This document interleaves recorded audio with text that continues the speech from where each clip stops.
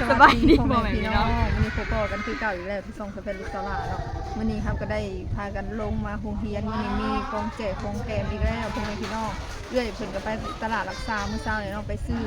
น้ำอัดลมน้ำก้อนพิซซ่ามาแจกให้น้องๆเรียนบ้านหัวยางเขาคือเก่าอีกแล้วเนาะมากับสาวแพรวมือนั่นผมยางมือนี้ผมสั่นอีกแล้วพ่อแม่พี่น้องอย่าท่วงโนอย่าบุรีนะทุกคนเป็นทอม เป็นทอมเป็นทอมไทยตัดผมสั้นไทยก็ว่าเป็นทอมเนาะตัดผมสั้นก็ได้หมายความว่าเป็นทอมทุกคนมาเนาะพี่น้องตัดผมสั้นบางทีเขาอยากตัดซื่อบางทีเขาก็เป็นทอมทุกคนต้องแง่ๆนะครับเพราะผมไม่ใช่ทอมผมไม่ได้มักผู้หญิงผมมักผู้ชายตอนนี้ก็10 โมงกว่าสิเขา11 โมงแล้วเนาะทุกคนเดี๋ยวเฮาสิให้เพิ่นพักเที่ยงกันหน่อยแล้วจังสิแจกเนาะก็มีพิซซ่าแล้วก็มีน้ำอัดลมหลายๆแพ็คกับแพ็คแล้วก็พิซซ่าจักกล่องข้อยก็บ่ได้ไปนำข้อยก็บ่ฮู้รายละเอียดปานใดเนาะพิซซ่า30บ่เฮาได้ยินเพิ่นขี่รถไถไปเอามื้อเช้านี้ทุกคนเลยก็คนเก่าคนเดิมเป็นสะพานบุญเอื้อยเพิ่นเป็นเอื้อยแม่น้องแก้วนี่เพิ่นเป็นสะพานบุญให้เนาะเลยมันแจกของกินป่ะเลยเบิ่งเขาซ้อนนักเรียนก่อนเลยนี่ก่อนก็ถือมาแก้วนึงน้ำอัดลมอากาศพอดีอยู่มีบ่ฮ้อนบ่หนาว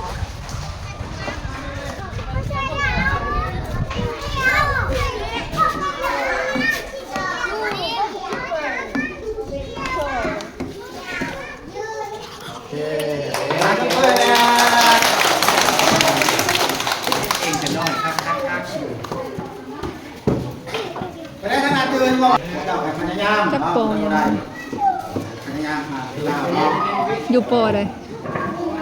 บ่อยู่โปได้นอกจากฝนโปได้นะโปอย่างไรนี่โป1อันได้ป่ะอันได้ตัวมา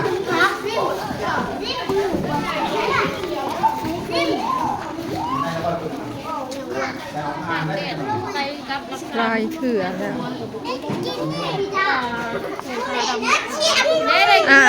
นี่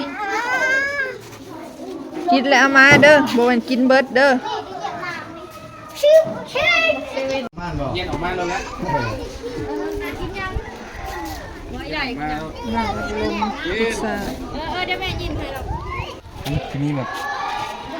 ลายรถอยู่ได้ที่ไหนนะยังไม่เคยแบบตอนนี้กำลังจัดแถวกินอย่างนี้ที่เราต้องมีอัตราเลยเจ้าของเรากินได้ชุ่มปุ๊บเอาเข่ามาถูนั่นนะมันจะขี้ดินนะ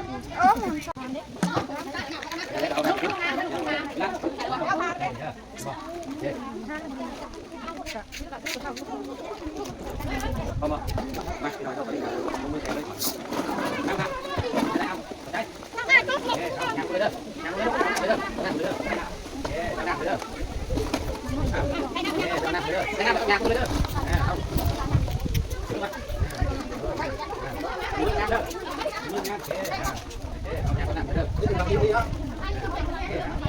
นั่งเลยเด้อเอานั่งก่อนนั่งก่อน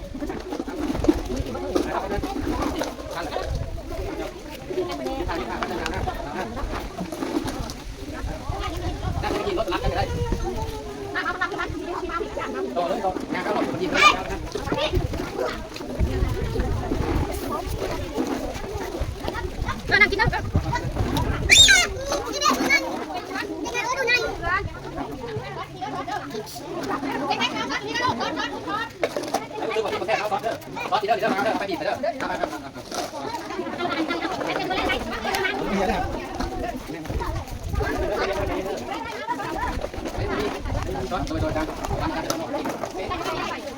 สเด้อซอสซอสแซ่บ บนะเนาะ เขาแซ่บจากชาค่อยเคยกินอยู่2-3 เดือนแต่มาแต่ไทยนะลูกอ่ะมึงชื่ออะไร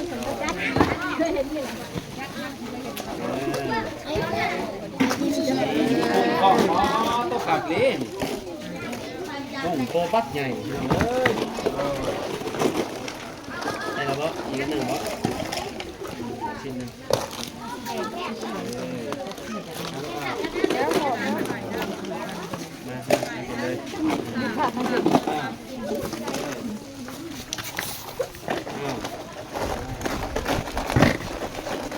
ใจแรงวันนี้ โคราชเคยกินบ่เคยเธอเดียวโอ้โคราชแสดงว่าทันสมัยนี่เจ้าเด้เคยกินบ่คือกันได้ดีเลย แล้ว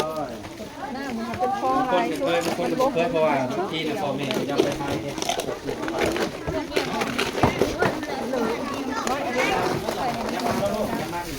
มาเรื่อย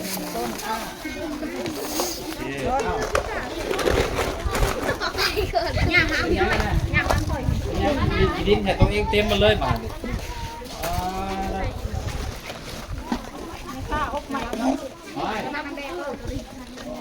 หน้าเลยเพื่อนมาเลยตั้งน้ำ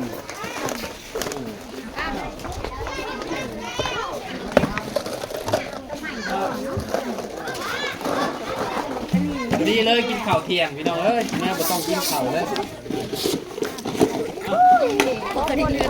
ข้าวอะไรข้าวหน้าบ้าน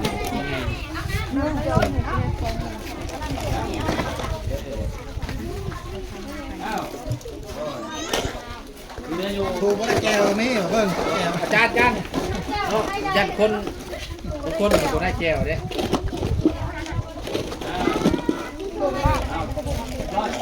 เบิร์ดจบแล้วพอแล้วกินปัดทุกคนแล้วบ้านเนาะชิมบ้านนี้ผู้ช่วยชิมเลยชิมด้วยเอาผู้ช่วย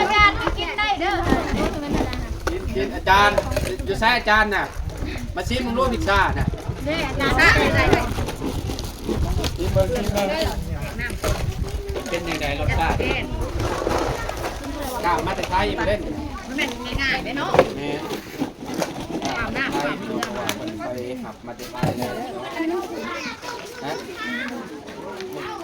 เพราะว่ากิน2 คนก็ได้เด้บีบใส่เพราะว่าคนหนึ่งกินบีบใส่ทำกันเรือโยนนั่นเอง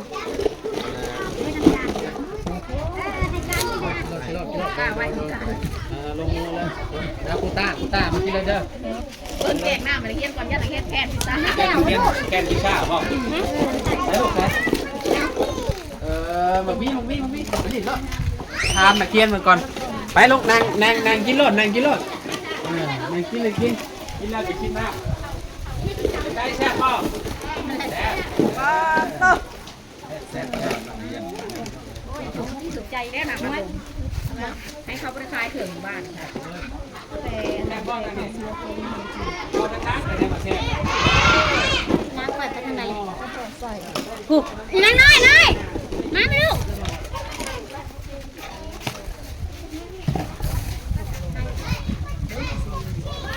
ทำไมไม่เข้า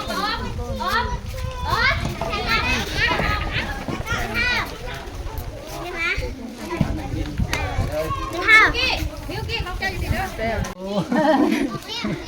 ไปเลี้ยวเคยได้ไหมไร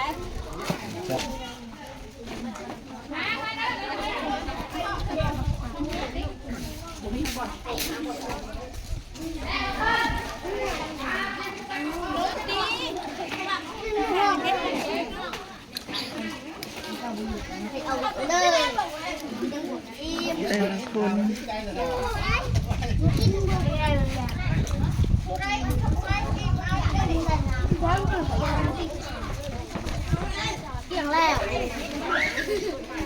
แล้วพอพี่น้องทั้งน้ำทั้งพิซซ่าเนาะก็ถือว่าอิ่มเป็นวัตถุทุกคนเนาะ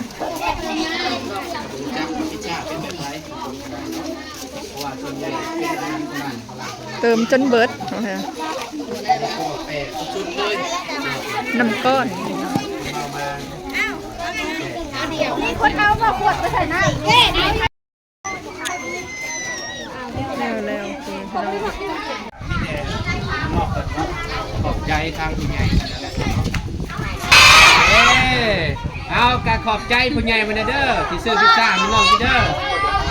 ก็พอกันเลยเด้อก็หนุ่มมือพร้อมหนุ่มมือพร้อมโอเคไปบ้านนี้เรียบร้อยแล้วเนาะมีแต่เมื่อพักจะจำลงใหม่ของเฮียนเดียวเสียงดีเลย พอดี11 โมงครึ่งนะทุกคนก็พอดีเลิกโรงเรียน จับแพนเดี๋ยวจับแพนดีๆแพนที่พาคุณโตกูกัน มึงจะอิงกูลายเด้อพอดีเลิกโรงเรียน บ้าบักจะแม่เรียนไปไหน 11 โมงครึ่งเลิกโรงเรียน กินน้ำอิ่มเมื่อนี่บ่อยากกินข้าวเลยเนาะเพื่อนเมื่อนี่อิ่มแล้วนะกินข้าวนะเขาอิ่มแล้วว่าอิ่มยังอิ่มพิซซ่าอ้าวเข้าเมื่อค่ะนะเมื่อแล้วบ่กินข้าวอิ่มพิซซ่า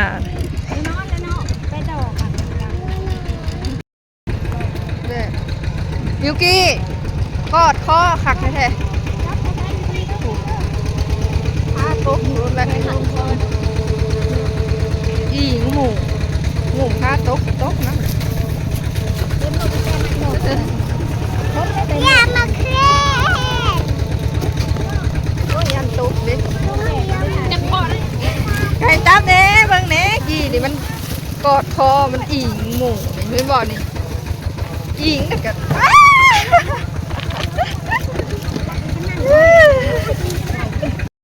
เดือนแล้วพ่อแม่พี่น้องสำหรับคลิปนี้ขอจบเอาไว้สำหรับนี้ก็เด้อคลิปหน้าพบกันใหม่ขอตัวลาไปก่อนฝากพ่อแม่พี่น้องมือโฆษณานำเนาะสบายดี